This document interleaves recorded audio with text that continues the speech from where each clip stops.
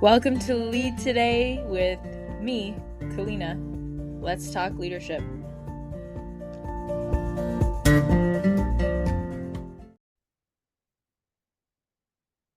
Hello, everyone. I'm glad to be here with you as we continue along the travel series.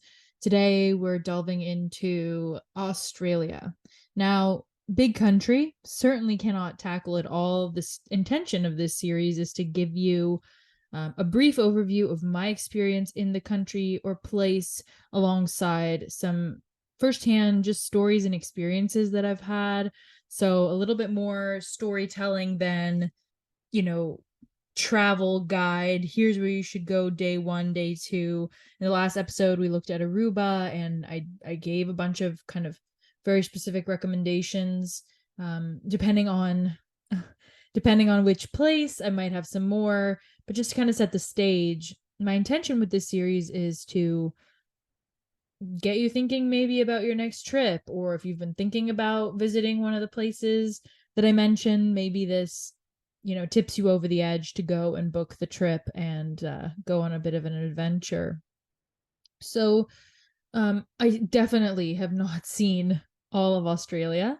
Really big country, as I've said, and tons to discover. So it's certainly on my list to go back. And I think that's probably something that I realize after every place I go to, whether I spent days, weeks, months, there's always more to see. And it almost seems the more time I spend in a country, the more I realize just how many things I didn't get to. I mean, even, being born and raised in Canada, Canada's massive, and there's always more to see. So, like I said, just the tip of the iceberg. So, with Australia, I really, and I speak to this a little bit in my book, but I really fell in love with, well, a few things. The people, culture, and of course the natural beauty. And so, hey, I mean, I guess that's every country, right? And what's unique to me about Australia is that it is an island, a very big one.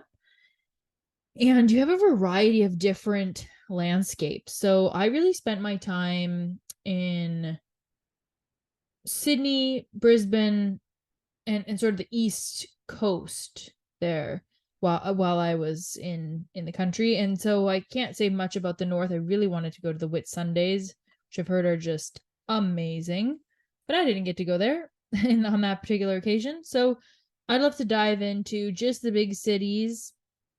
My cousin lived in Melbourne and really loved that, so perhaps she'll have to come on the show and give a chat. But there's so many natural, just national parks, locations to see. If you love the ocean, just no question. One thing to note, I guess, would be that in Melbourne, for example, you are going to get sort of winter. It's maybe not quite as cold as a Toronto winter, but you'll certainly get cold, and it's complete opposite to the northern hemisphere. So in June, July, it's winter there, it's summer in Canada, and vice versa. December is summer there, winter in the northern hemisphere. So something to note. For me, again, wish I had more time. I've got a friend that's, living in Perth. That's a complete west part of the country, of the island. What I think is great if you are going to Australia is to, if you have time, plan a trip to New Zealand as well. And then, of course, Fiji. I'll do another episode on Fiji in and of itself, because it's just such a magical group of islands there. I spent time in the Asawas, so a nice little group of islands by Fiji.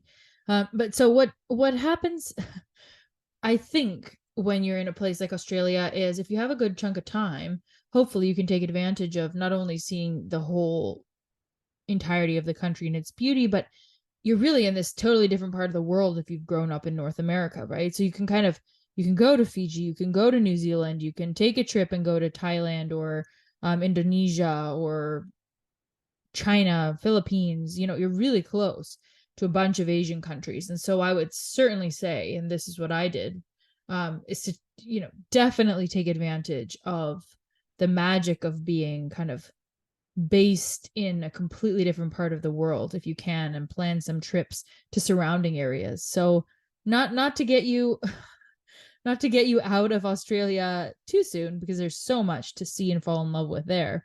Um, but just to say, if you are in Sydney or Brisbane or anywhere in Australia, I would really consider, really consider going elsewhere in the area, in different Asian countries around, so that you maximize your trip. But as always, it's always a question of time. So let's zoom in to Brisbane. Oh, just absolutely in love with this place. It sort of reminded me of the size of, well, smaller than Toronto, smaller, but the feel, and this is, I mean, pre-COVID, so a lot of places kind of have a different vibe. I find like NOLA and in New Orleans. New Orleans has a different vibe to me after COVID. So places do change over time, but I was in Australia 2017, 2016. And Brisbane was just so cool. Like, I just had this feeling of a cool city with really friendly people. I stayed at this Airbnb with a brilliant, lovely woman named Meredith. It's just this cute house, and I was there traveling by myself, so it meant a lot to have a local woman that just could, tell me some great tips and share and just learn about her. She was such a lovely host. So that really made my trip to have her, you know, to meet someone local, and it makes all the difference. And I can't emphasize that enough. That's why I love Airbnb. Um, I think if you've got a family or you're traveling with people, maybe that's less interesting, but maybe not. Depends on your style of travel. But I love meeting people that live in a place. And Meredith in Brisbane was no different. Just such a friendly kind of socialite sort of person, like lots of friends, lots of activities, just super open. And man, do I feel lucky to have met her and stayed in her home, which was just so quaint and nicely organized. So, I would walk out there and walk down the street, and just cafe after cafe, and I could just stroll down the road and grab a great coffee. A lot of kind of hipster places, if you will, but well, again, really quaint little coffee shops, and just a nice neighborhood that you feel is walkable. I can't say that it had any distinguishing, I mean, some hills, which were really nice. So kind of walking up the hill and around. But yeah, Brisbane is a city I feel like I could probably live there. It's kind of one of those places that has all the amenities you want, has a good local community, felt remarkably safe as a solo traveler. And so I would highly recommend checking it out. And what's really great about Brizzy, as they call it, is you're right on this bay, Moreton Bay. And so you've got some beautiful lookouts, just no question. I mean, you're right on this bay, which then goes out to what's called the Coral Sea. And so this whole region, not just Brisbane as the city, it's kind of the starting point, but this whole region up and down is stunning. So let's start at the top. There's Noosa, and Noosa's kind of right at the top. It's called Noosa Head. It's the top of this particular little region. Okay, so it's the northernmost part. Stunning, magical, artsy little spots, beautiful, also high-end hotels and restaurants. You drive up and you go for a swim in Noosa, and you just feel like you're in absolute heaven. The sunset, I can't explain to you how orange the sky. I feel like I might be repeating what I was drawn to in Aruba, but man, did Noosa sunset really just feel absolutely stunning. And the views were out of this world from the beach. I really am a beach bum at heart. So anywhere that gets me close to the sea, I'm very biased. So maybe this isn't a fair comparison, but I'll just tell you, from Noosa, and you go down, you go to the Sunshine Coast. Sunshine Coast, a bit more touristy, apartment buildings. Kind of feels like it's a bit more developed, like Noosa's a quaint little small, really nice high-end resorts, nice walking along a boardwalk, little shops and boutiques and things. When you get into what's called the Sunshine Coast, which I guess the whole thing is sort of the Sunshine Coast, but Noosa feels like its own little special part of the sea at the top there. The Sunshine Coast kind of feels like you'll have restaurants and a boardwalk, but it's sort of like a bigger city feel with big condos and things. So that's a little different feel, right? Like more developed, more like concrete pavement. I mean, there's obviously concrete up in Noosa, but somehow the buildings feel smaller. Everything feels a bit more quaint, localized, and nice little streets within that you can walk around. Sunshine, or going further down Sunshine Coast, feels like you get into kind of big city territory, a little bit more developed, still stunning beaches, absolutely no question. Like when you get into, and that's a beautiful drive. Like if you can, what I say for sure on this coast is rent a car and go like Noosa down to Brizzy, and then you're gonna want to go down to the Gold Coast, and that's like a whole other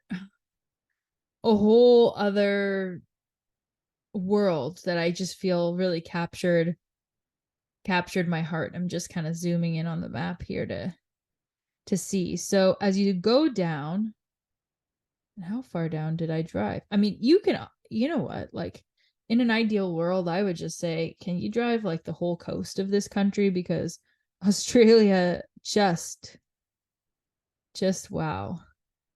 But as you do get into Gold Coast also felt a bit more developed. So you have like a SeaWorld.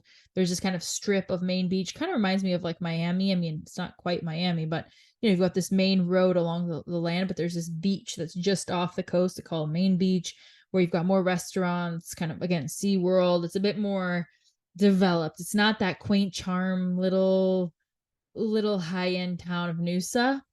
So the Gold Coast, you're getting that for sure, where it's a bit more developed. Stunning, I guess, for a family vacation. It certainly has its charm. That coast is still absolutely beautiful, and you might be dealing with sharks, but then again, I guess it's the ocean where you're not dealing with sharks. I know they're like, you'll get a bunch of warnings about that. But then you drive down and you hit, and this place was just pure magic.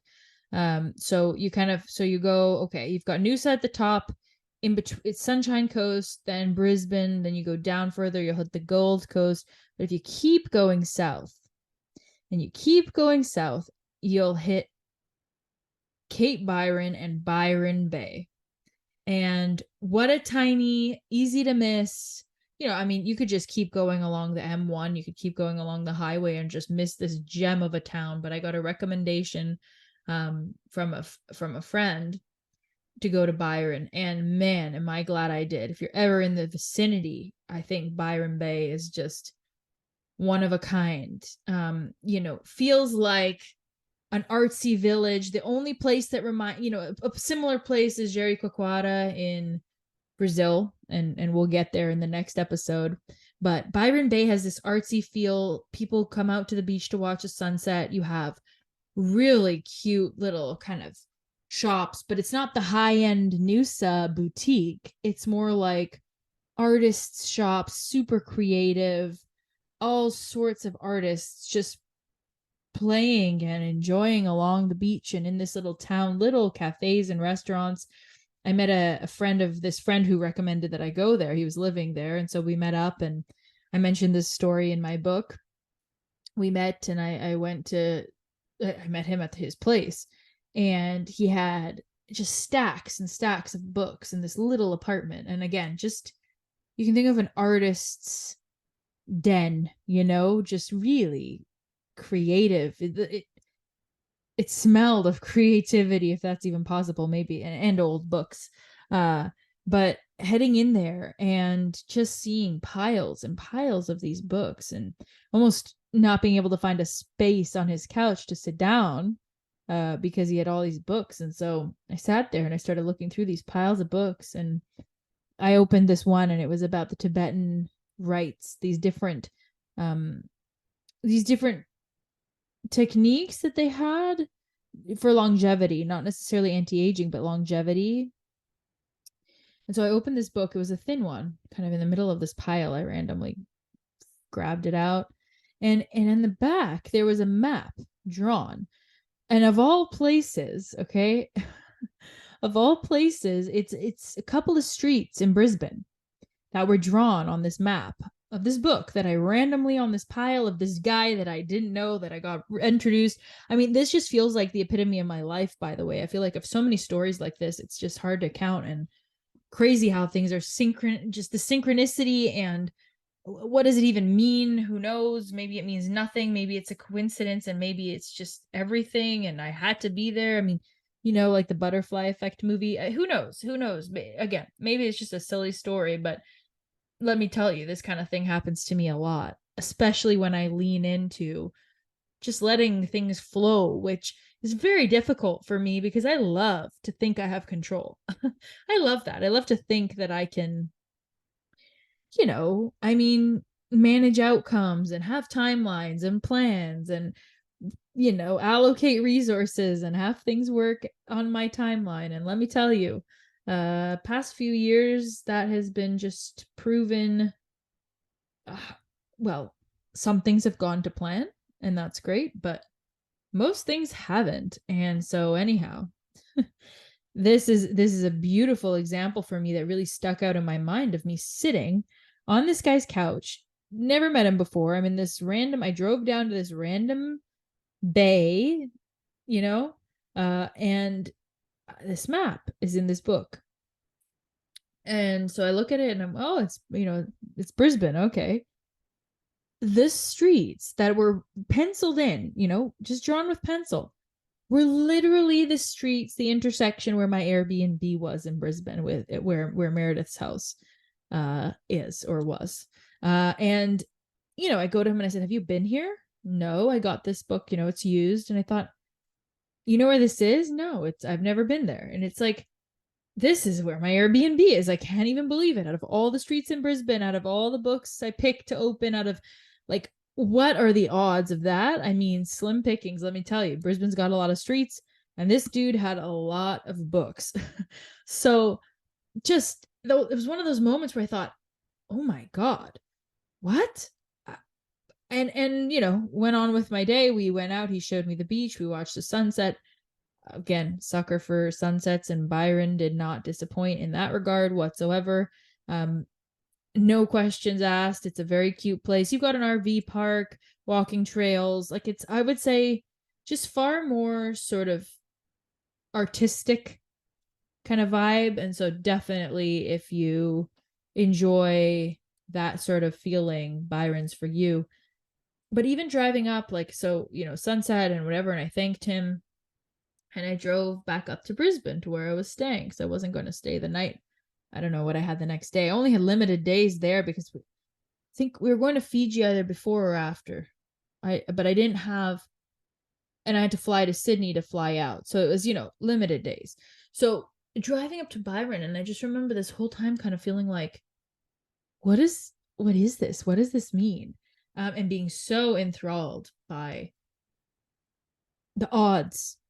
And I took this course in university. It was it was looking at probabilities. It's by Jeffrey Rosenthal. He wrote a book about probabilities in everyday life, and so he looked at examples like in blackjack or just chance occurrences of things happening, and it was such an interesting statistics course. I enjoyed his approach, and he was a quirky professor but very competent and engaging, unique kind of guy, right? He had his own area of expertise as well as way of being. And anyhow, this wasn't at the same time. I took that course years before I was in Byron, but it just sort of reminded me of Rosenthal's book and just the probabilities of things. And I mean, he took a statistician's, a very mathematical approach to here are the odds of these things occurring.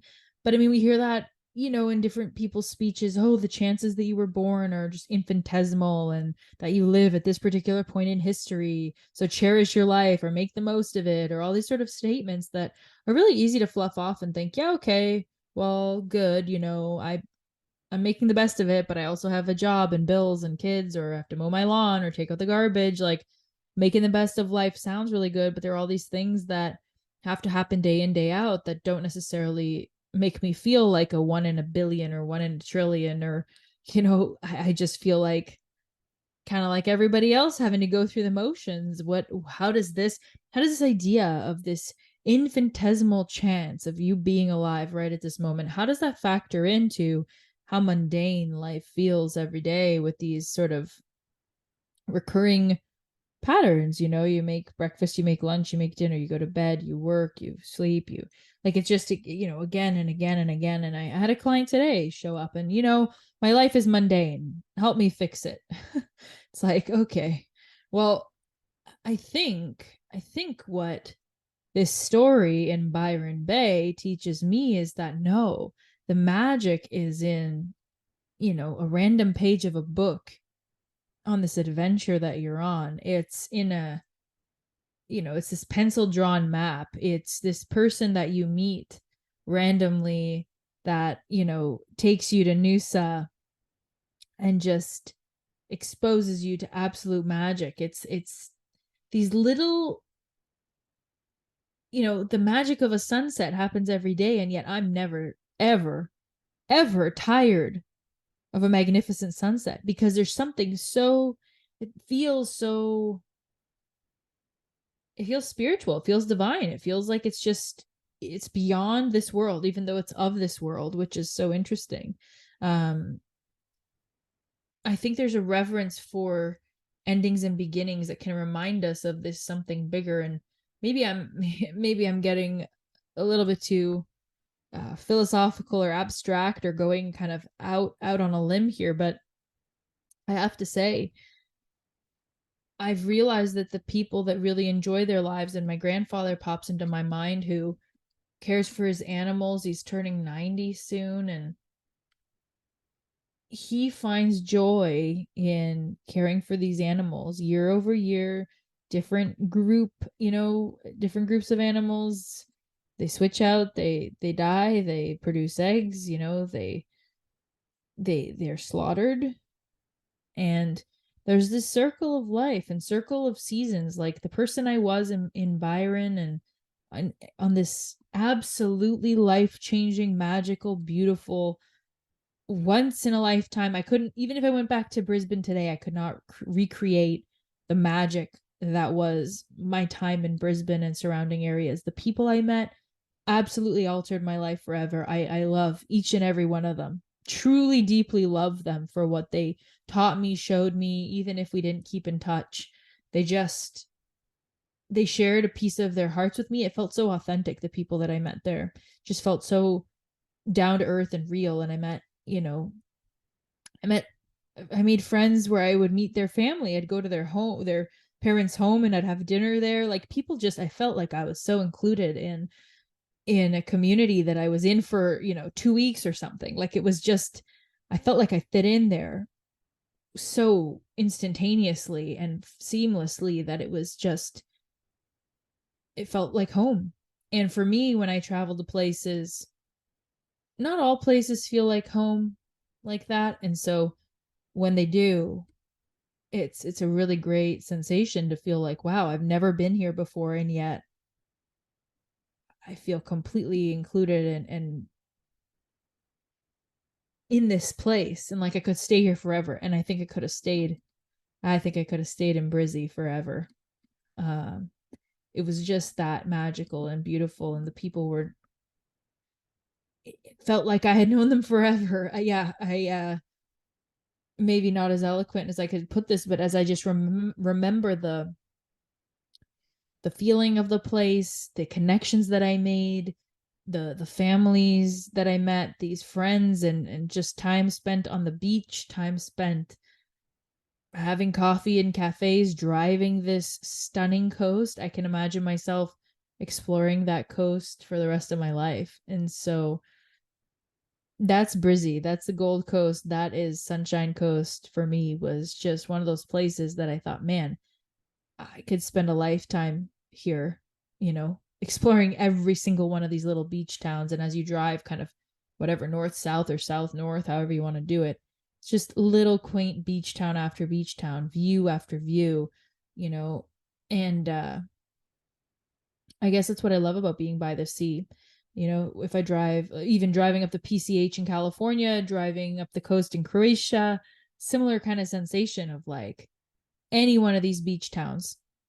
I could spend a lifetime on this coast just navigating the different people, places, little quaint bookshops or, trinkets and little communities. And truly, I think the Gold Coast there and Sunshine Coast, everything surrounding Brisbane for me, uh, in a different life, I can see myself just absolutely spending a decade or more there with zero issues. So if you're looking for surf, if you're looking to have little small beach towns where you're absolutely in community. Again, this is pre-COVID, so don't quote me. Don't quote me on what it is now, but the magic of Byron, of the community I saw there, of Brisbane, a big city, but this feeling of kind of a small town within a city, and then any one of Pottsville, any one of these little Kingscliff, just small towns along the way. Burley Heads was nice too. Any one of them. I just think you could get lost in these little islands. And so if you're looking to explore little islands and inlets, a highway along the coast, friendly people, I can't say the food really sticks out too much if I think back. Like some places the food really sticks out to me. I don't really remember the food much, but I remember the people and the heart and what a brilliant time I had. I could cry. I just loved every single one of the people I met there. And I look back on that time so fondly. And then, well, I think I've gone on and on a bit about that area. And I hope my love for the beauty, the natural beauty of that region, as well as the warm-hearted nature of the people and the small little communities that line the shore of that region just speaks for itself. And hopefully I've done it justice. But if we just jump down to Sydney really quickly, which man, I probably won't do it justice. I didn't spend enough time in Sydney to really give it a good shake. So take this with a grain of salt. But Bondi Beach, of course, within Sydney, you've got all the kind of tourist locations that you might want to check out, like the Opera House that you see by the water, which is kind of that iconic Sydney picture.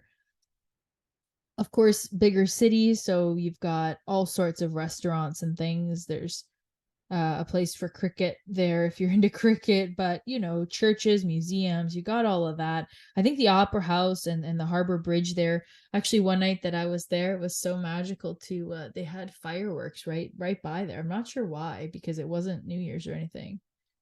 I'm not entirely sure. I don't remember what the occasion was, but I just remember being there at night and just this like show.